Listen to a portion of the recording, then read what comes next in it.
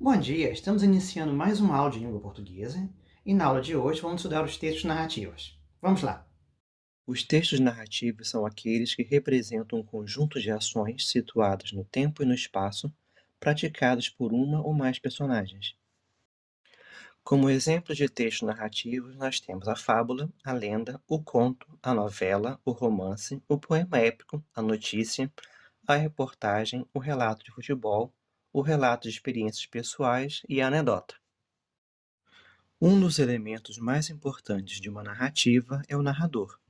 Basicamente, nós temos dois tipos de narrador: o narrador em primeira pessoa e o narrador em terceira pessoa. Nós temos uma narrativa em primeira pessoa quando o narrador é uma personagem da história, podendo ser protagonista, personagem principal, ou coadjuvante, personagem secundário. Uma narrativa em terceira pessoa ocorre quando o narrador não participa da história. O narrador em terceira pessoa pode atuar de duas maneiras: o narrador onisciente ou o narrador observador.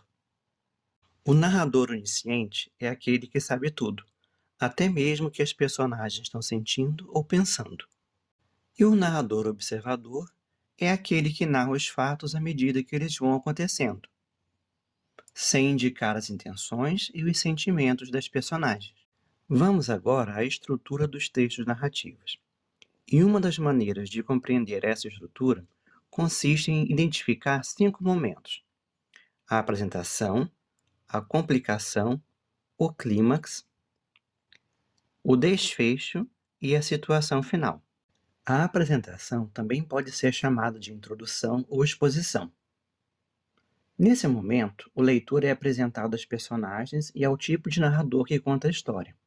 Além disso, é possível reconhecer outros elementos como o tempo e o lugar onde a história se passa. Para ilustrar a apresentação de um texto narrativo, vamos ler a apresentação do conto A Menina Enterrada Viva, de Luís da Câmara Cascudo. Era um dia um viúvo que tinha uma filha muito boa e bonita. Vizinha ao viúvo residia uma viúva, com outra filha feia e má. A viúva vivia agradando a menina, dando presentes e bolos de mel. A menina ia simpatizando com a viúva, embora não se esquecesse de sua defunta mãe, que a acariciava e penteava carinhosamente. A viúva tanto adulou a menina, que esta acabou pedindo que seu pai casasse com ela. Case com ela, papai. Ela é muito boa e me dá mel. Agora ela lhe dá mel, minha filha. Amanhã lhe dará fel, respondia o viúvo. Na apresentação do conto A Menina Enterrada Viva, nós podemos reconhecer as personagens da história, que são o viúvo, a sua filha e a vizinha, o tipo de narrador da história, que é um narrador de terceira pessoa onisciente, pois sabe até mesmo os sentimentos da personagem, como a gente pode observar no trecho. A menina ia simpatizando com a viúva, embora não se esquecesse de sua defunta mãe, que a acariciava e penteava carinhosamente. E também o tempo que se passa a história, que é um tempo indeterminado, o que nós podemos observar na primeira linha do texto, em um dia. A complicação. Na complicação, algo ocorre provocando confronto entre as personagens ou se apresenta alguma dificuldade que deve ser enfrentada por elas. Para ilustrar a complicação de um texto, vamos continuar a leitura do conto A Menina Enterrada Viva, de Luís da Câmara Cascudo. A menina insistiu e o pai, para satisfazê-la, casou com a vizinha. Obrigado por seus negócios, o homem viajava muito e a madrasta aproveitou essas ausências para mostrar o que era. Ficou arrebatada, muito bruta e malvada, tratando a menina como se fosse um cachorro. Dava muito pouco de comer e a fazia dormir no chão, em cima de uma esteira velha. Depois, mandou que a menina se encarregasse dos trabalhos mais pesados da casa. Quando não havia coisa alguma que fazer, a madrasta não deixava a menina brincar. Mandava que fosse vigiar um pé de figos que estava carregadinho, para os passarinhos não bicarem as frutas.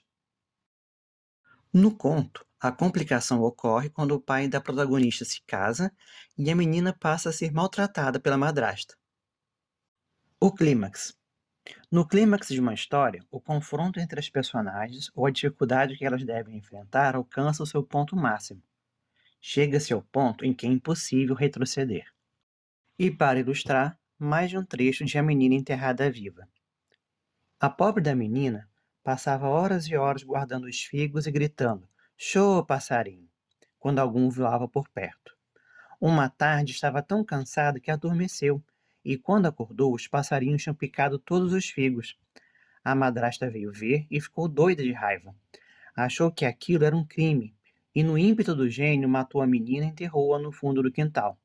Quando o pai voltou da viagem, a madrasta disse que a menina fugira de casa e andava pelo mundo sem juízo. O pai ficou muito triste. No conto, o clímax ocorre quando a menina dorme e os passarinhos picam os figos, e por esse motivo, ela acaba sendo assassinada pela madrasta. O desfecho é também conhecido como resolução. Nele, o conflito entre as personagens é solucionado. E para ilustrar o desfecho, prosseguimos com a leitura. Em cima da sepultura da órfã nasceu um capinzal bonito. O dono da casa mandou que o empregado fosse cortar o capim. O capineiro foi pela manhã e, quando começou a cortar o capim, saiu uma voz do chão cantando: "Capineiro de meu pai, não me cortes os cabelos.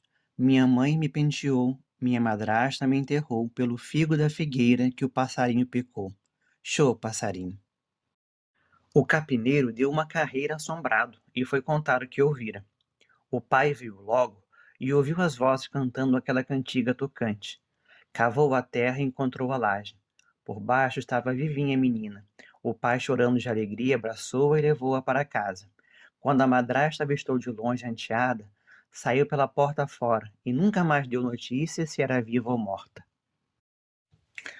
O desfecho da história acontece quando o capineiro se assusta ouvindo um canto saindo da terra e conta ao pai da menina, que cava a terra e reencontra sua filha, ocasionando assim a fuga da madrasta. Situação final. Na situação final, as personagens continuam suas vidas, agora em uma nova perspectiva. Para ilustrar a situação final do conto, vamos ao seu final. E o pai ficou vivendo muito bem com a sua filhinha. No conto, a situação final é expressa pela última frase do texto, indicando que a partir daquele momento as personagens foram felizes. Chegamos então ao final da aula de hoje. Uma boa semana para todos e até a próxima. Tchau!